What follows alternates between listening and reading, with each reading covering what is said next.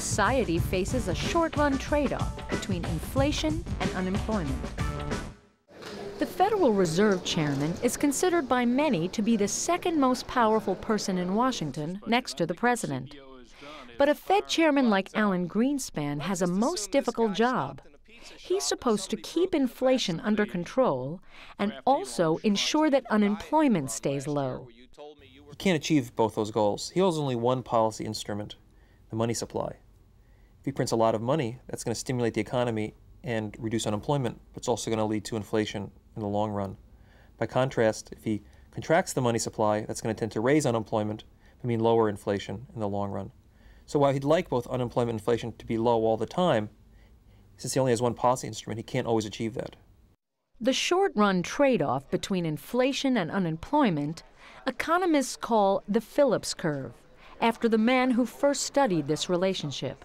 The Phillips curve is a relationship between inflation and unemployment that says that when inflation is high, unemployment is low, and when inflation is low, unemployment is high.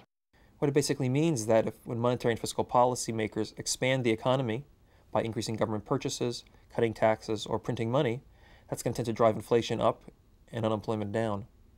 Conversely, if they tend to contract the economy by printing less money or contracting the money supply, by raising taxes or cutting government spending, that's going to tend to raise unemployment and lower inflation. Today, the Phillips curve is a controversial topic among economists. Some believe that the trade-off between inflation and unemployment no longer exists. They point to the past several years when inflation and unemployment declined in tandem. The Phillips curve was really a simple model that plotted on one graph the unemployment rate and the inflation rate. And it showed during the 1960s and part of the 1970s that there seemed to be a kind of trade-off, that if you wanted to battle unemployment, you could give up the fight against inflation and vice versa. We've learned over the last 20 years that trade-off is not really there. The markets have become much more efficient, much more rational. I would predict that the Phillips curve will again look like it is operative.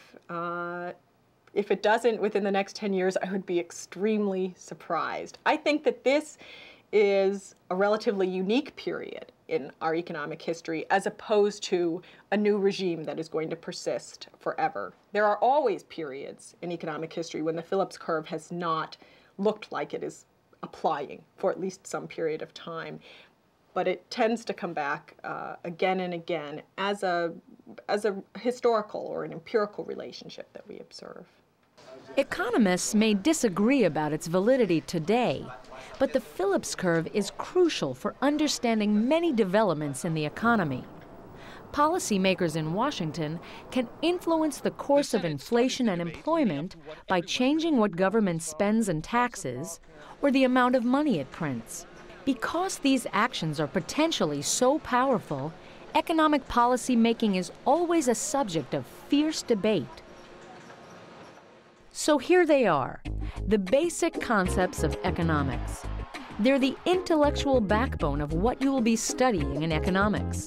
They offer insights into how economists think about people and their decision-making, about markets and entire economies.